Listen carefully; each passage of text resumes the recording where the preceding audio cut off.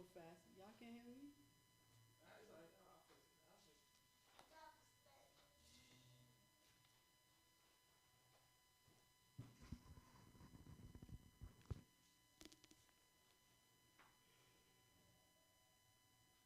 Okay, so the title of my message today is Faith Over Fear.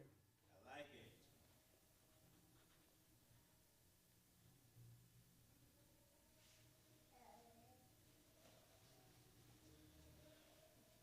Overfed.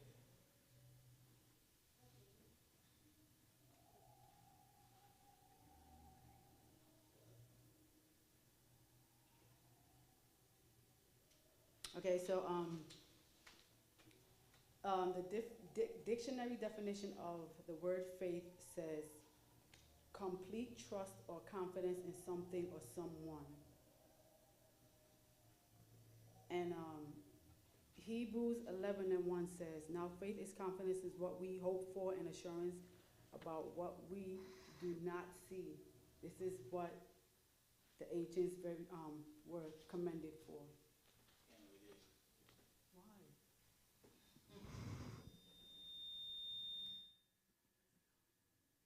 Okay. Um, when in reading both statements, right, I'm hearing belief and trust, believing and trusting, and it's kind of hard to believe in something or someone if you don't trust them. So I feel like you will first have to trust this person or this something in order to believe in it.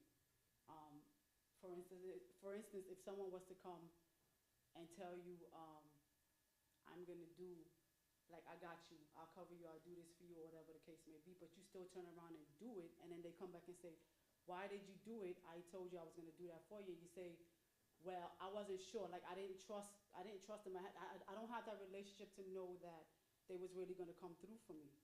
You see what I'm saying? Just like as if you're gonna sit in that chair and you're not sure of the stability of the legs of that chair. So you're um, you're not confident in sitting in that chair because you don't know if it's going to keep you up or not. So you don't believe in sitting in that chair. There's no trust there between you sitting in that chair.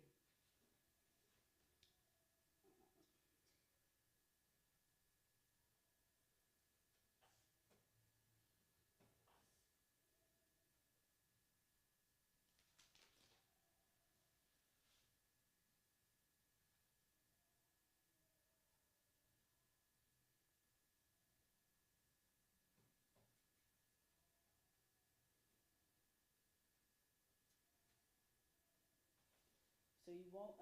It's kind of hard to trust in something or someone that you don't believe to be true or real. So I have faith in God. I know I know Him to be true and I know Him to be real. Over the years, I've come to to build with God and to know who God is and what He's about. And in that time of building, I've learned to to trust Him and to trust the things of Him. So um, anything that I hear of God, yes, I believe. Anything that He says, I believe. Anything that He does, I believe, because we built a relationship and there's that trust there. I trust Him with anything. I trust Him with everything in me. There's no doubt um, that He has my back or that He's covering me. That He will cover me. I put my life in His hands. I trust Him. I put my kids in His hands. I trust Him, and I He has never let me down or let us down. So I don't. There's no doubt in my mind that He will ever do so.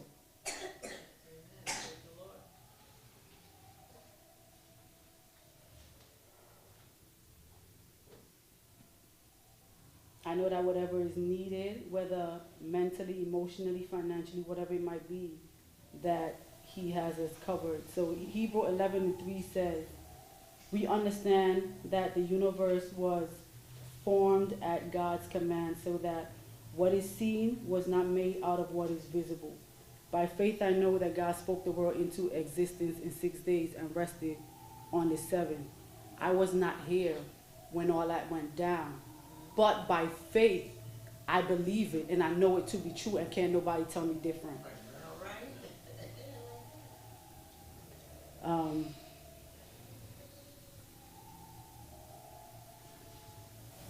Okay, so I was never raised up in a church. I didn't go to church. I knew that there was a God, but I didn't know of him. I didn't know the simple things as how he created the world, creation of life, all these type of things was unknown to me. But as I've grown, I became more curious, and I wanted to know. I started asking questions and things like that to figure out who this God is and what he's about, because there would be times when I'm going through situations and people would tell me, pray about it. And my reaction I would get frustrated with that, because my reaction would be, what is my prayer doing? I don't understand in me praying to this God, like what is he going to do for me? Because of me not knowing him and having a relationship with him, I didn't believe anything that anyone said. Like I had to build this on my own to know that praying does work. You know what I'm saying? When I'm going through, times get rough, and I pray, he comes through every time, never fails me.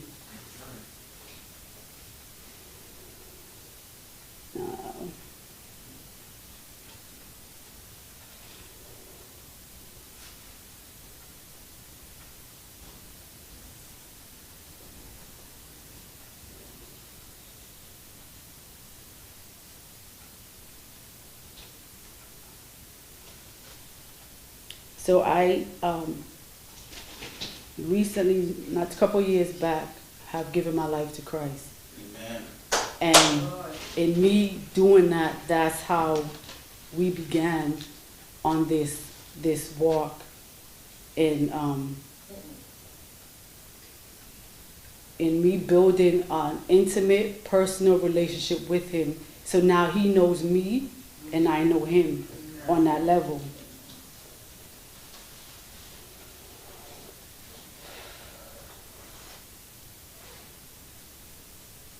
It's funny because I can't read my own writing. Take your hand. Take your hand.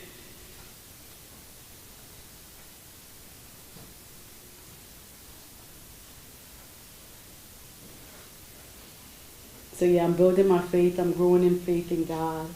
And, one day, eventually one day, someday, I'll get everything right. Because even in my learning,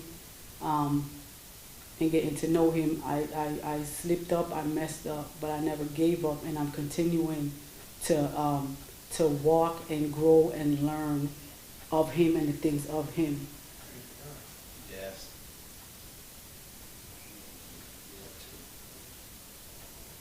So in Matthew 17 and 20, it says, if you have faith the size of a mustard seed, you will say to this mountain, move from here to there, and it will move.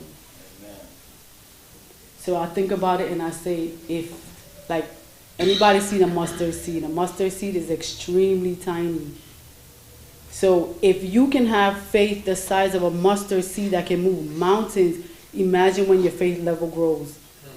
Like the things that you can accomplish, the things that you can do once you get to that level of faith. And then the Bible talks about different stories of people in faith. Like we got Noah and the ark. God spoke to him. He trusted, he believed, and he moved. You got Abraham and Sarah. There was trust. God spoke to him. He trusted, he believed, and he moved. And there's so much more, but the common denominators between all these stories is that they all knew of God. They all built with God. There was trust with God. So whatever God said, they was able to just move on it regardless of how crazy it sounded to anybody.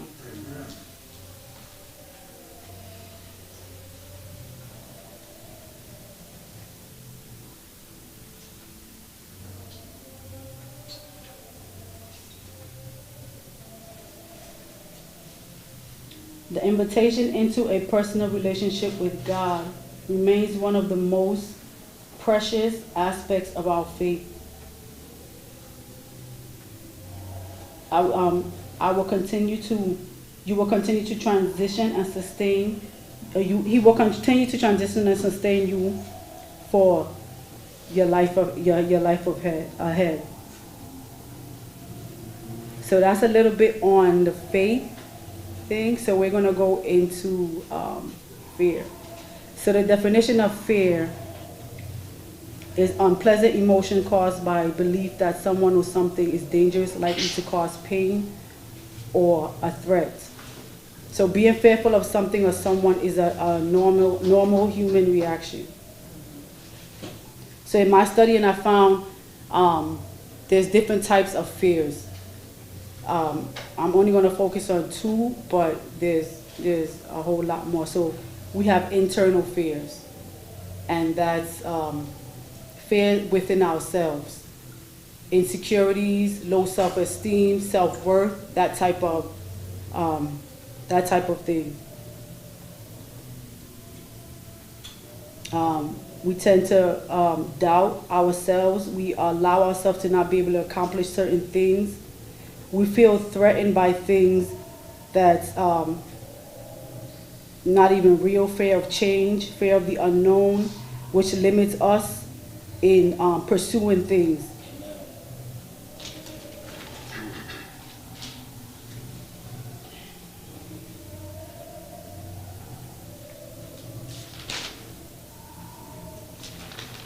Is the idea of insignificance or unworthiness. The biggest fear, however, may be of ourselves. Okay. So I'll give an example about myself and about me. So in high school, I went to a high school, not knowing this going in, but in this high school, our grades, we were graded differently than bigger high schools or regular high schools. So 75% of our grades was presentations. 25% was, the regular standard work, whatever the case may be. I'm quiet, I'm kept to myself. I don't like speaking in front of people and things like that. So when I found out that this is what we had to do, mind you, I'm a straight A student, like I'm doing good and all this type of stuff, but the presentation part was hard because that's not me. And it's not to say I even tried, I was just afraid of doing it. So I'm failing my classes. Everything is good, but I'm failing because I won't do the presentations. So my principal she presented something to me. She said, because I expressed myself to her like, I can't do it. So she presented something to me. She said, what I can do for you so you can get your credits up is this. We will double your workload, and you got to go to night school to avoid the presentations. It's either you do the presentations or you get the double up on the workload and go to night school. I chose to double up on the workload and go to night school because of my fear of being in front of people and speaking.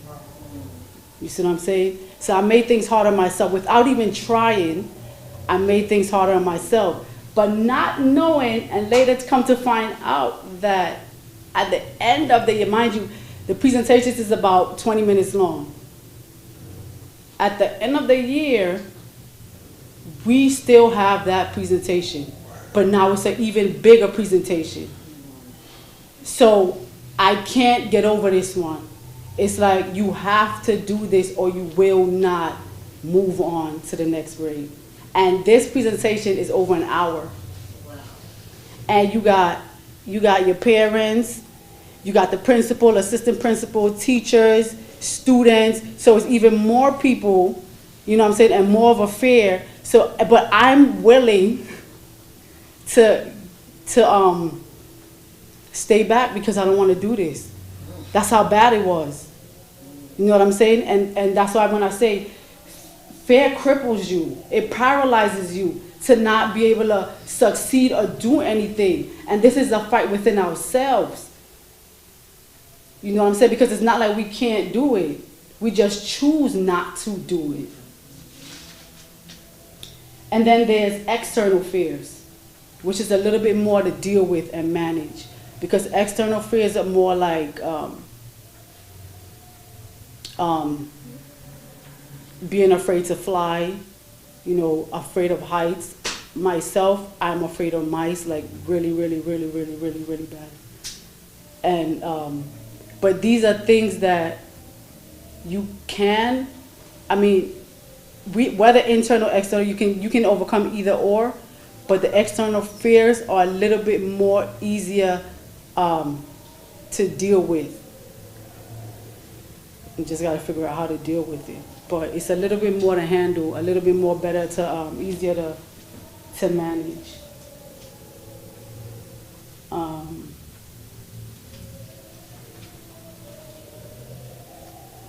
It can cause, these fears can cause anxiety, panic attacks,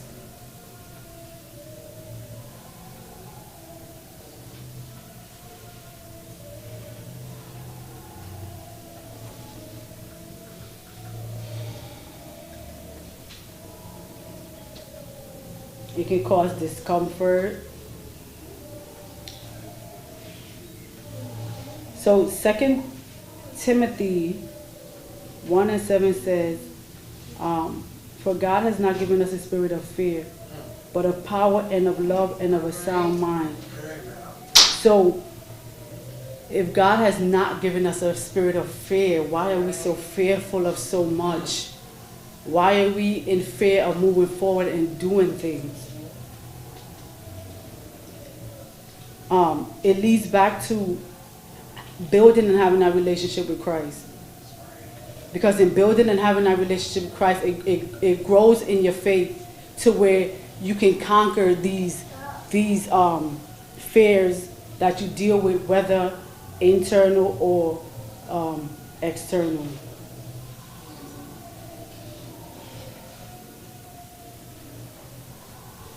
As believers, we all should have a relationship with Christ. We should be in prayer daily. We should be in our word daily. And in being in your word, you see God for who he is. You know what I'm saying? With everything that he does, like as you read and he did this and he did this and he's of this, like, and not even in just the word, in your own personal relationship with him.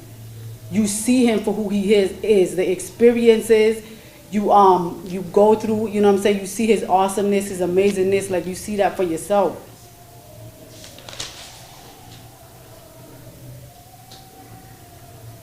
So even like today, having to do this, you know, this was rough.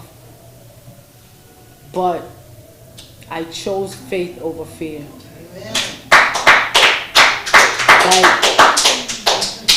I'm to the point now where I'm ready to crush fear.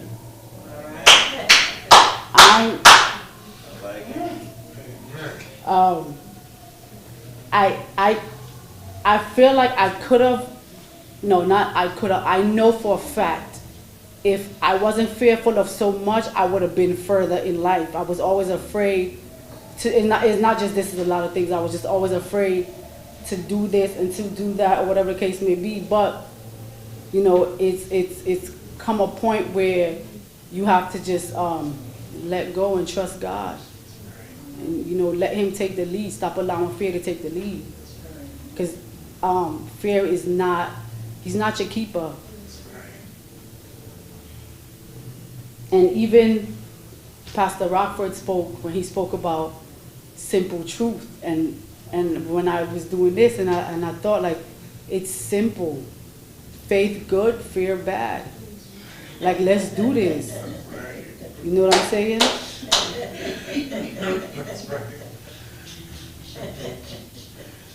So,